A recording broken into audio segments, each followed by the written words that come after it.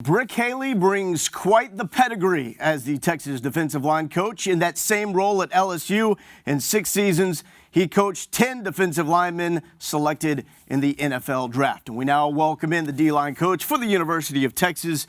First off, how much pride do you take in a stat like that, 10 of your guys to go to the draft? Well, I think it's basically, it's not all coaching. It's a lot of the kids. Those guys that I coached, they were special guys, and they did things the right way, and they worked at it. It was important to them. Those are the things that you see that excite you about, the business that we're in. When you find kids that have that desire and want to go and do the things or go the extra mile. And I think all those kids were in that mindset. They continued to coach each other. They taught each other. It was very simple. I mean, for me, it was really enjoyable. But, recruiting can be so hit or miss at times. How do you go about identifying the guys that you can trust to work and have that kind of ethic? Well, I think it all starts with character. You go around and you find other people and you talk to them about those young men and what they've seen of them and what they've done and who they are. So you get a better feel for the person you're getting. The football will take care of itself. But if you got a guy that's a high character guy, then more times than none, that guy's going to want to do something special.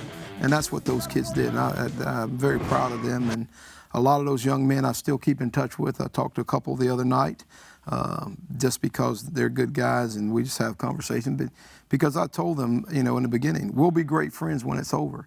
And that has been proven to be true. Are you great friends during the process, during the career? Well, and I also tell them this.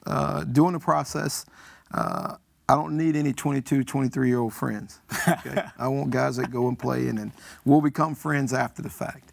But no, we have a great relationship, and I think that's what you do. I think once your kids know that you care and that you believe in them and you trust them, they'll give you those things that you're looking for on the field. Let's talk about you, the person, away from the football field. Brick is not your given name, is it? No, it's not. How'd you end up with the name Brick? Wow, this is, I couldn't tell you how many times I've told this story. Too many? Oh, gosh. I mean, it's well rehearsed, I can promise you. Okay. But I grew up in a home with 10 kids, 7 boys and 3 girls. And we grew up in a housing project. And I was the youngest. And the older guys, they played ball in between the housing projects.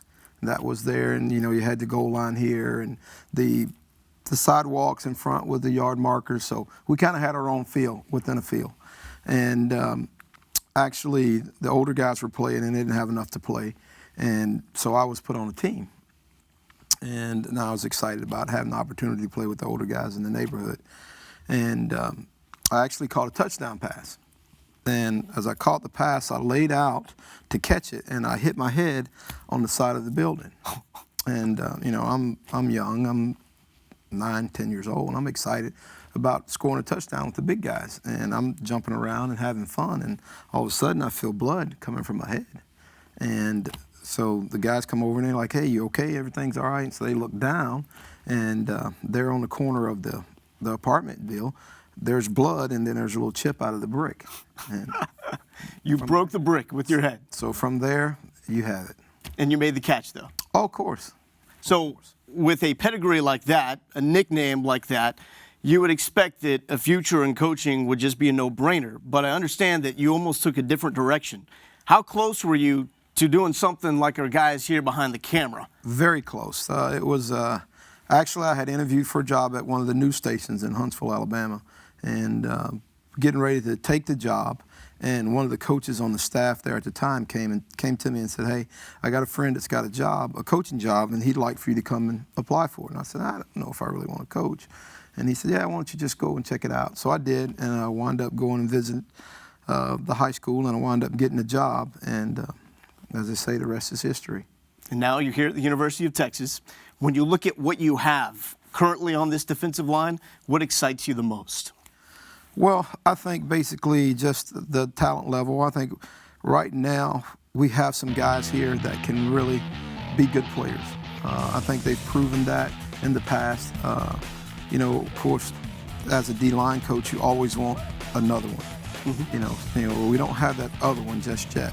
But I think the thing that we can do is just build some depth at that position. And I think as we do that, I think it'll be back to the old days when they had really great ones here. I think we got some really, really good ones right now, and we got to work them and develop them. But getting depth right now, I think, is the biggest key. And I've heard some quotes from you in the past that you talk about you're not a guy that's going to yell at your players telling them to run to the football just because that's what you expect. They better bring that to the table. What is this group doing in that regard as far as the hustle, the motor? Well, I think they've been very good so far. I've been pleased with their effort.